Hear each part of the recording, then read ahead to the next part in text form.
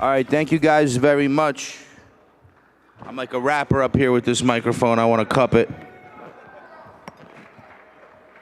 I've only given two. This is my second speech. The first one was the Jammy Awards introducing Fish. All right. On the morning of October 7th, I was in downtown Las Vegas, waking up in my hotel room with my wife on Shabbos. After watching the news on my phone, I tried to reach my oldest son, Levi, who had gone to a friend's for Shabbos in Rehovot.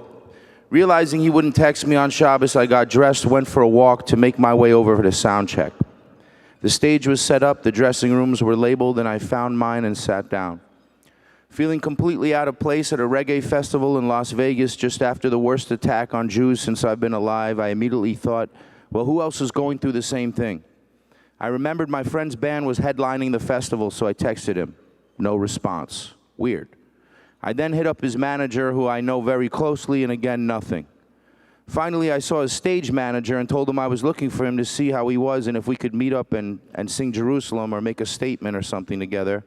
He pulled me in close and said, I'm not sure he wants people to know that he's Jewish, and I'm not sure where he stands on Israel. I didn't push it. I went to get ready for my show, and as I walked on stage thinking of what just occurred at the Nova Festival hours before, I immediately felt a gut response, one that I'm familiar with but hadn't felt in a long time. And the words of my songs began to morph into a new context. Lord Raise Me Up was no longer about God pulling us up from our limitations, but literally about God raising up our hostages from the tunnels. Warrior Fighting for Your Soul was now speaking literally to an entire generation of Israelis fighting to find and return our children to safety. I began to, and without hesitation or question, step into something that I know and trust deeper than anything else in my life. When I opened my eyes, there was waving an Israeli flag, and I pulled the man on stage who was waving the flag.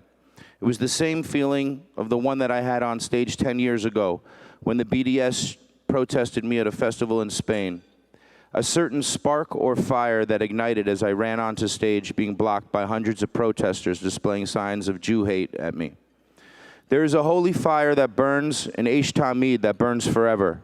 In Chabad, it's called the Pintel Yid, or the inner point of the Jew. I can remember as a kid my first time at a Holocaust museum feeling the same inner fire.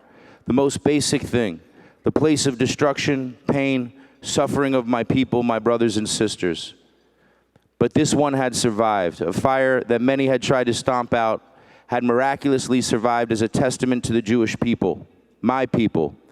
The land and the people of Israel being the shining star built out of the ashes of thousands of years of persecution. At 16, as I sat on the hills of Mount Scopus and watched a fire setting in the sky, I began my journey to discovering the Matisyahu inside of Matthew Miller. Identity's been at the center of my journey ever since. As I stepped further into self-discovery, deeper into the Jewish religion, and being a Jew became the core of my existence. And then after many years, it eventually became less at the center. Other parts of myself were begging for a chance to develop. Being a father, a husband, an artist, just being a human. Being okay with mundane tasks and simple pleasures became my path, as I naturally began to weave the various parts of my journey together to find balance.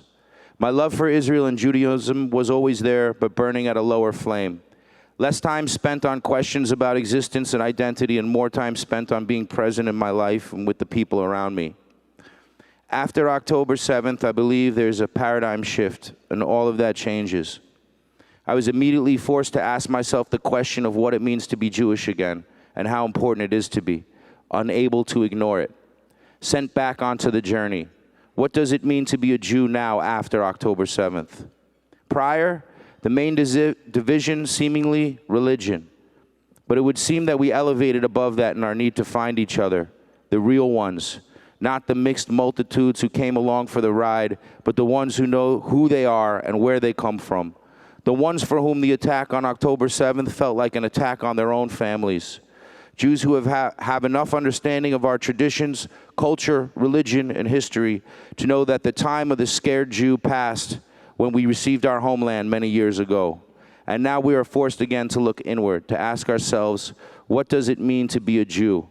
What does Israel have to do with being a Jew? And if you don't find the answer, the rest of the world will gladly find it for you, and whatever story they choose to make up. But it's not our story, the story of Moshe and the Jews. May we continue to look within to find the answers we hold, and may the shining star of Israel blaze forever. May we tell the story of redemption and sing the song of Mashiach. Fan the flame in the name of Judah from the line of King David. Bring our hostages home now. Thank you.